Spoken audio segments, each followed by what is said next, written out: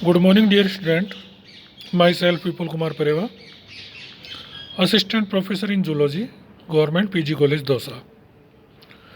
YouTube video की श्रृंखला में आज का जो मेरा व्याख्यान है वो बीएससी फर्स्ट ईयर की डेवलपमेंट बायोलॉजी बुक के अंदर से है। इससे अर्लियर जो मेरे वीडियो आए थे उसमें हमने स्पर्मेटोजेनेसिस और oogenesis दोनों के ऊपर विस्तार से चर्चा की थी। हमने उन वीडियो के अंदर देखा कि किस प्रकार से मात्र कोशिकाओं से शुक्राणुओं का निर्माण हो रहा है तथा अंडाणु मात्र कोशिका से अंडाणु का निर्माण हो रहा है। ओवम के अंदर हमने प्री विटेलोजेनेसिस और विटेलोजेनेसिस दो कंसेप्ट का अध्ययन किया था। Therefore we know that very well कि जो एग होता है उसके अंदर जो मेन स्ट्रक्चरल उसका फंक्शनल जो है कंसेप्ट वो यॉग के ऊपर डिपेंड करता है कि जो विकसित हो रहा है भ्रूण उसको किस प्रकार से हम जो भ्रूण है उसको किस प्रकार से पोषण प्राप्त हो रहा है, कैसे वो अपनी परिवर्तन दर्शा रहा है। इसी क्रम के अंदर आज हम बात करेंगे कि जो पीतक की मात्रा है वो पीतक की मात्रा किस प्रकार से अंडों के अंदर भेद उत्पन्न करती है कि अंडों के प्रकार कैसे होंगे, जो टाइप्स ऑफ एग है उनके अंदर जो on the basis of their amounts और देयर डिस्ट्रीब्यूशन दोनों फैक्टर के आधार पर अंडे किस किस प्रकार के होते हैं उनके ऊपर आज हम विस्तार से चर्चा करेंगे। On the basis of distribution of yolk या on the basis of the amount of the yolk there are 3 types of egg. यदि विभिन्न प्राणी समूहों के परिपक्व अंडाणुओं में पीतक की मात्रा तथा उसका वितरण भिन्न भिन्न प्रकार का होता है। पहले हम पीतक की मात्रा के आधार पर इनका वर्गीकरण करते हैं। तो यदि हम पीतक की मात्रा को, वॉल्यूम को या अमाउंट को हम लेकर बात करें तो 3 प्रकार के एग होते हैं। पहला है सूक्ष्म पीतकी या माइक्रोलेसिथल एग। ये जो अंडे होते हैं ये आकार में छोटे होते हैं। छोटे होने के कारण ही इनमें जो पीतक की मात्रा होती है वो भी बहुत कम होती है। इस तरह के अंडे आदिम कशेरुकीय प्राणी जैसे सिफेलोकोडेट्स, ट्यूनिकेट्स तथा यूथेरियन मैमल्स जो होते हैं उनके अंदर पाए जाते हैं। एक वैज्ञानिक थे कैंट, उन्होंने 1969 में इस तरीके के अंडों को एलेसिथल नाम भी दिया, अपीतकी अर्थात पीतक नहीं के बराबर। अब इनके हिसाब से अपीतकी शब्द है बट इनमें थोड़ी सी माउंट जो होती है वो रहती है, इसलिए इन्हें अपीतकी न कहकर सूक्ष्म पीतकी कहें तो ज़्यादा बेस्ट रहेगा। सेकंड है मीजोलेसिथल मध्य पीतकी, जिनमें पीतक की मात्रा न तो बहुत ज़्यादा होती है और ना ही बहुत कम होती है। इस तरह के अंडे यदि हम देखें तो पैट्रोमाइजोन जो फिश है, डिप्नोई है और एम्फीबियंस जितने भी हैं उनके अंदर मीजोलेसिथल एग्स पाए जाते हैं। नेक्स्ट है पॉलीलेसिथल और मैक्रोलेसिथल। जैसा कि इनके नाम से पता चल रहा है कि इन प्रकार के अंडों के अंदर पीतक की मात्रा बहुत अत्यधिक पाई जाती है या बहुत अधिक पाई जाती है। इस तरह के जो अंडे होते हैं वो उपास्थल व स्थिल मछलियों, रेप्टिलिया एवं एविज वर्ग के प्राणी तथा अंडे देने वाले स्तनधारी प्राणियों में पाए जाते हैं। नेक्स्ट हमारा concept on the basis of distribution of the yolk. जो पीतक के वितरण के आधार पर जो अंडे होते हैं वो कौन कौन से प्रकार के होते हैं देखिए। इनमें सबसे पहला है होमोलेसिथल और आइसोलेसिथल। समपीतकी अर्थात अंडे में पीतक की मात्रा का जो वितरण है या पीतक का जो वितरण है वो पूरे अंडे में समान रूप से होता है। कहने का मतलब ये है कि किसी एक भाग पर या केंद्र में अंडे की मात्रा ज़्यादा नहीं होती, पूरे अंडे के अंदर पीतक की मात्रा समान रूप से वितरित रहती है। इस प्रकार के अंडों को समपीतकी कहते हैं और मोस्टली जो ये माइक्रोलेसिथल एग्स होते हैं वो इसके बेस्ट एग्जाम्पल होते हैं। नेक्स्ट है सेंट्रोलेसिथल या केंद्र पीतकी। वे अंडे जिनमें पीतक अधिक मात्रा में केंद्र में पाया जाता है तथा पीतक अंडे के मध्य में विन्यासित होता है उन्हें केंद्र पीतकी कहते हैं। जितने भी इंसेक्ट्स वगैरह हैं उनमें सबों में इस प्रकार के अंडे पाए जाते हैं। नेक्स्ट हमारा टीलोलेसिथल या ध्रुव पीतकी। वे अंडे जिनमें पीतक की मात्रा बहुत अधिक होती है तथा अंडे में समान रूप से वितरित न होकर अंडे के एक ध्रुव पर एकत्रित हो जाती है। इन्हें ध्रुव पीतकी या टीलोलेसिथल कहते हैं। ऐसे अंडों में सामान्यतः पीतक अंडे के निचले सिरे की तरफ एकत्रित होता है, जिसे वेजिटल पोल कहते हैं, VP. V for vegetal, P for pole. अंडे के अंदर दो ध्रुव होते हैं, ऊपर की तरफ होता है एनिमल पोल और नीचे की तरफ होता है वेजिटल पोल। तो इसमें जो पीतक होता है वो वेजिटल पोल की तरफ ज़्यादा होता है। ऊपर की तरफ जो प्राणी ध्रुव होता है उसमें केंद्रक और साइटोप्लाज्म पाए जाते हैं। सभी मध्य पीत की एवं बहुपीत के प्रकार के जो अंडे होते हैं वो टीलोलैसिथल प्रकार के होते हैं।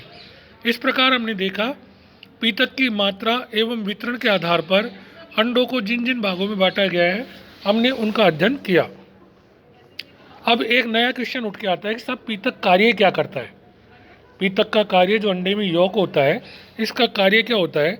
तो देखिए, एक तो ये जो भ्रूण की जैविक क्रियाओं के लिए संचालन के लिए जो आवश्यक एनर्जी होती है वो एनर्जी प्रोवाइड कराता है। नेक्स्ट है भ्रूणीय वृद्धि के लिए यह आवश्यक तत्व उपलब्ध कराता है।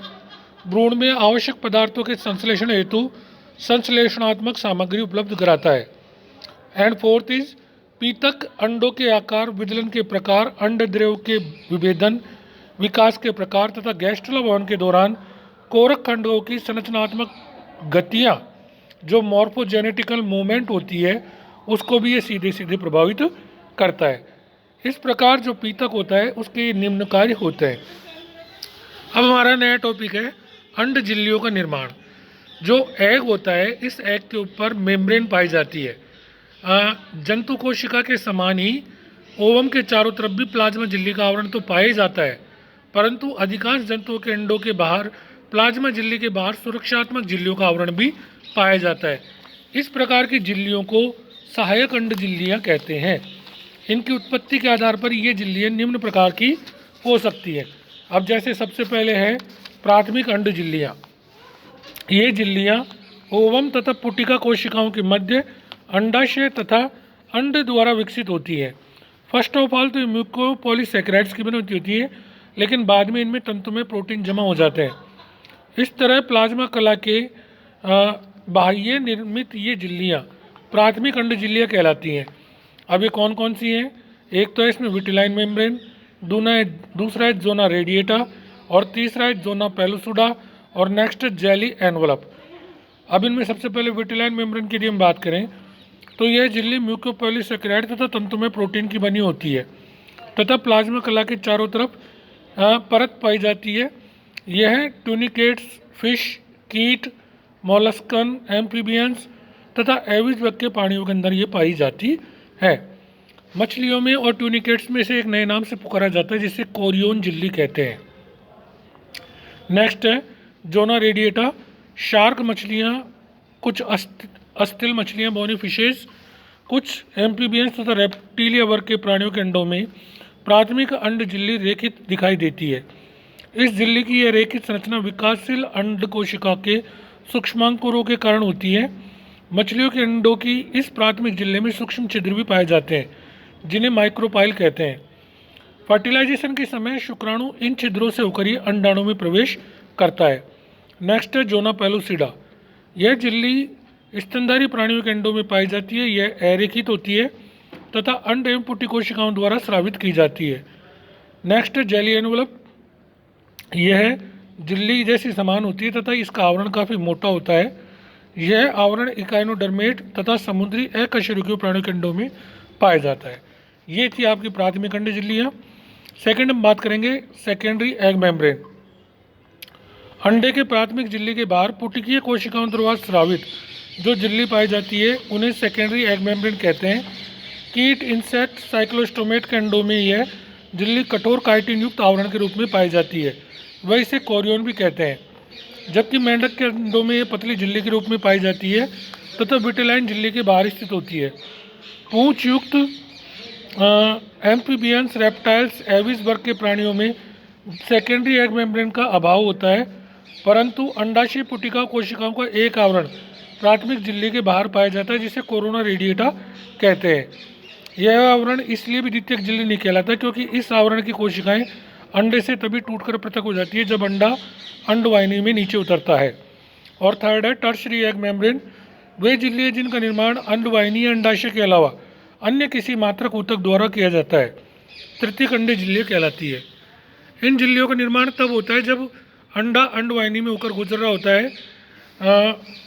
ये निम्न प्रकार की हो सकती हैं, जैसे ओविपेरस उपास्थल मछलियों के अंडों में एल्बुमिन तथा श्रृंगीय अंड कवच तृतीय अंडी झिल्ली कहलाती है। एम्फीबियन अंडों के बाहर एक जेली आवरण पाया जाता है जो अंडवाहिनी द्वारा स्रावित किया जाता है।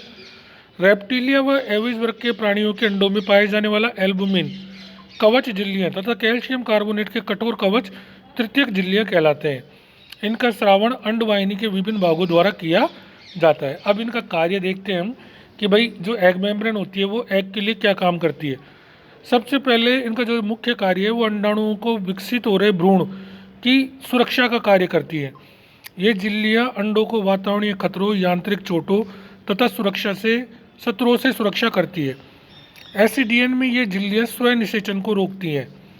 एम्फीबियंस में ये झिल्लियाँ अंडे को जल सतह पर तैरने में सक्षम करती हैं। ये झिल्लियाँ अंडों में एक से अधिक शुक्राणु के प्रवेश को भी रोकती हैं।